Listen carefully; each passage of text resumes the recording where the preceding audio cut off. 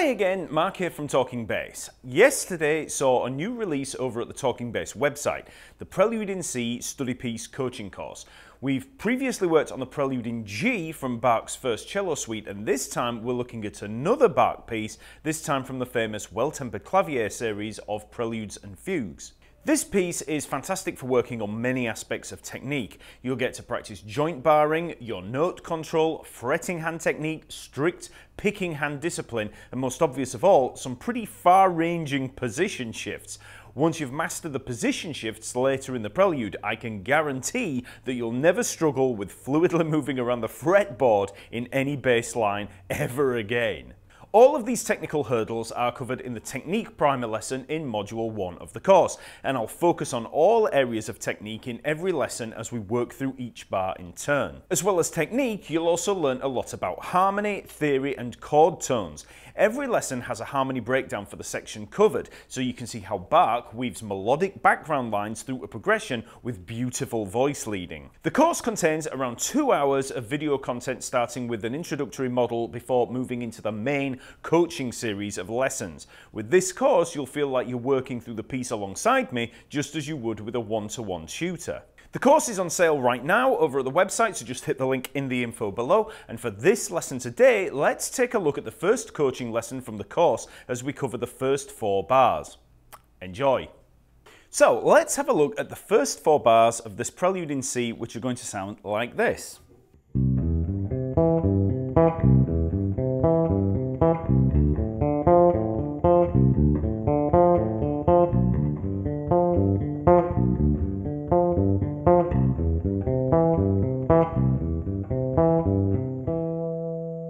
So each of these bars has a repeating figure. We're working up through an arpeggio, then dropping down and repeating the last part of the arpeggio.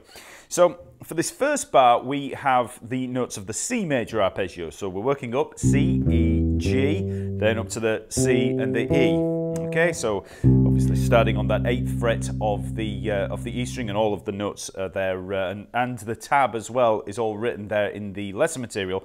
So we're just working up C, E, G, C, E. So in terms of the fingering in the left hand, just standard fingering that you would use for any C major arpeggio, second finger, first finger, fourth finger. Then we make the switch to the second finger for the C there at the 10th fret of the D string. So that's the first little position shift, and then we just play that E at the 9th fret of the G string. Okay, so just get used to that move to begin with. Now in terms of the right hand, in terms of the picking hand, I'm starting on the second finger, the middle finger. Now that might seem quite odd to some of you that are used to playing major arpeggios when you start with the first finger, the index finger, but I'm doing this for a reason. So we start on the index finger and on the middle finger and alternate. So 2, 1, 2, 1, 2, so that when we reach the G string there, we're on the second finger. That way, when we come back down to the G, we're going to be on the first finger, and it's not going to be so strange coming back with the longer finger onto the A string. Okay, so just alternate picking all the way through there, starting on that middle finger. So once we've reached up to the E there at the 9th fret of the G string, we drop back down to the G, 10th fret of the A string, and then come back up those remaining notes. So G, C, E, okay? 10th fret on the A and the D string, and then that 9th fret on the G string. Again, alternate picking all the way through.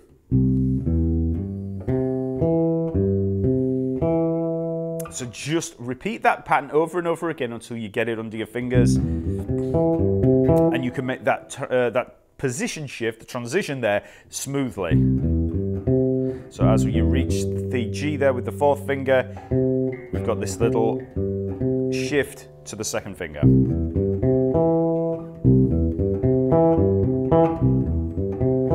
So we repeat that.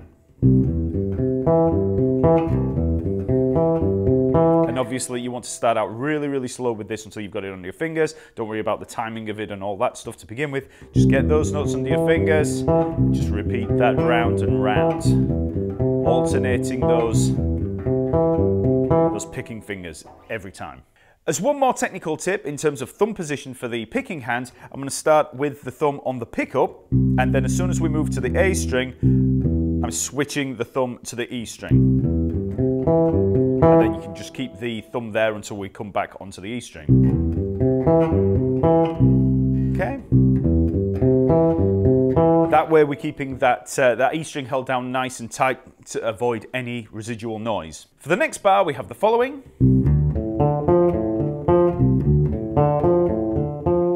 So this time, again, we're starting on the C there, we're coming up to the D, and then we shift across the strings to the A there at the 7th fret of the D string.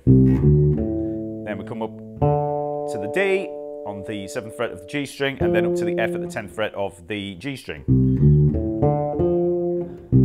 So the tricky part here is going to be the transition over from the E string to the D string. So we've got this string skipping. Again, in the picking hand, I'm starting with the 2nd finger, so we're just retaining that alternate picking throughout. And again, I'm shifting the thumb in the picking hand, so I'm starting on the pickup, and then as soon as we move up onto that D string, I'm shifting the thumb onto the A string, then pulling back a little onto the E string, keeping both of those strings held down. So just get used to that first move there, very slow. And obviously when we shift over onto the D string, you're going to be moving with the 2nd finger of the picking hand. So we've got 2, 1, 2. Okay, so that part might seem a little bit strange. And then we've got the 1st finger for the when we move on to the G string, which again might seem a little bit odd. But we're retaining that alternate picking. Next, we can add both of those bars together. So,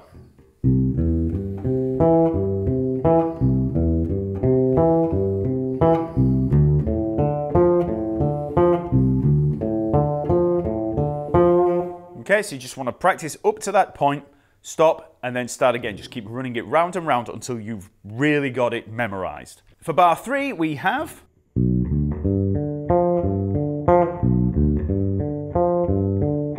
so here we're moving up from B up to D on the E string, 7th fret to the 10th fret. So that's with the 1st and 4th fingers. Then we're going to make another position shift with the 1st finger there to take the G at the 10th fret of the A string. So there's our position shift. If you're having problems with that, just isolate the move. We've got the D and the F up on the top, so 12th fret D string and the 10th fret on the G string, which I'm playing with the 3rd and 1st fingers there. So that's the ring finger and the index.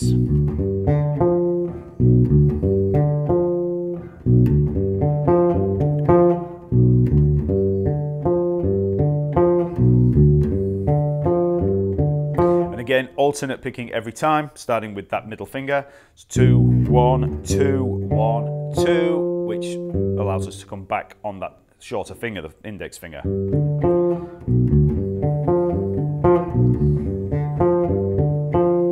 Just a little note here on joint barring. So as we come up, when we reach that G there, I'm holding it down with the index finger, then we play the D with that 3rd finger, but then when I play the F up there at the 10th fret of the G string, I'm using that underside of the 1st finger, so I'm using joint barring. So the finger is still in place. I'm releasing pressure on the A string, but I'm still in place. So, okay. So we have a nice clean technique there, that rather than playing 1st finger, 3rd finger, then moving the finger, which you could do, but we have to jump straight back to the G. So it keeps us in place. And by releasing pressure on the strings, we can control the notes a lot better. We also used joint barring in the previous 2 bars, so when we come up to the E, we use that 2nd finger to joint bar between the A and the D string, and then in the 2nd bar, 1st finger used for the 7th fret up here on the A to the D. But those 2 are a lot more obvious than this one rising up on the 3rd bar. And then for the 4th bar, we just repeat the 1st bar. C major. So you just want to build this up one bar at a time. So practice the first bar, then practice the second bar, add it to the first bar, practice the third bar, add it again, practice the fourth bar, add it again, okay? So slowly through all of those bars. Focus on that technique.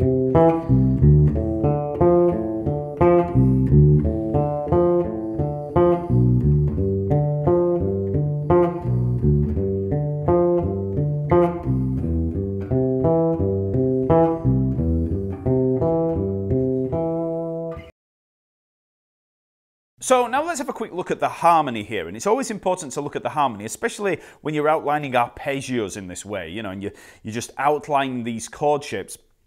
So in the first bar, it's quite obvious there, we're playing the C major arpeggio. All of those notes belong to the C major arpeggio. So that's chord 1 in C major. We're in the key of C major. Okay, so it's just chord 1 that we're outlining. Next, for the second bar, we're outlining a D minor chord over C. So we start on the C, so that's our lowest note, the bass note there, and then we're playing the D. So there's the root note of the D minor, the C was the 7th.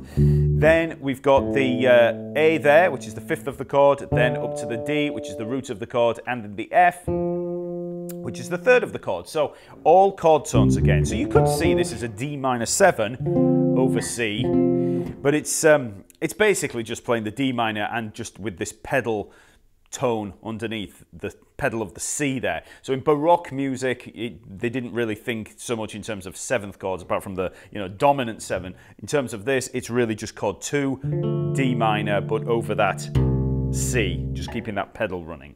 Then for bar 3, we have a G7 over B. So the G7 is chord 5 in C major, and it's over a B bass note, which is the 3rd of the chord, so it's a first inversion. So this is our first inversion, G7. So we can see it here. We've got the B as our lowest note there. So that's the 3rd of the chord, 3rd of the G. Then the 5th there, the D. Then we've got the root note, G. Then up to the D, which is the 5th. And then we've got the F up on the top, which is the 7th, the flat 7 there, the minor 7 in the chord for the G7. Okay, so again, all chord tones. No auxiliary notes in here or anything like that. It's all just basically outlining the arpeggio. And then finally, we arrive back to C major. Chord 1. Okay, so all together we have C major, then D minor, then G7, and C major. So if we ignore the bass notes for now, we've basically got a 1, a 2, a 5, and then back to the 1, okay? So it's basically a 1 and then 2, 5, 1. You know, that old chestnut. So you can just hear that chord progression there. But if we look at the bass notes there, this lowest note that we're playing, that adds a little bit of spice into the mix. So we're keeping that C there running for the D minor there. So we've got the D with that C underneath, which adds a little bit of tension. And then when we move to the G7, we've got with that B down on the bottom. So the bottom note there is staying on the C and then just moving down by half step to the B and then back to the C. So this is all the bass line in there. We've got C, C, B, C. Nice voice leading there. And it adds a little bit of tension, a little bit more tension on that G7, finally resolving onto the C, okay? So again, we've got the C, D, G, C, and if I play back through the part again, chord 1, chord 2, chord 5, back to chord 1. So you can hear those chords in the arpeggio as we work through the piece.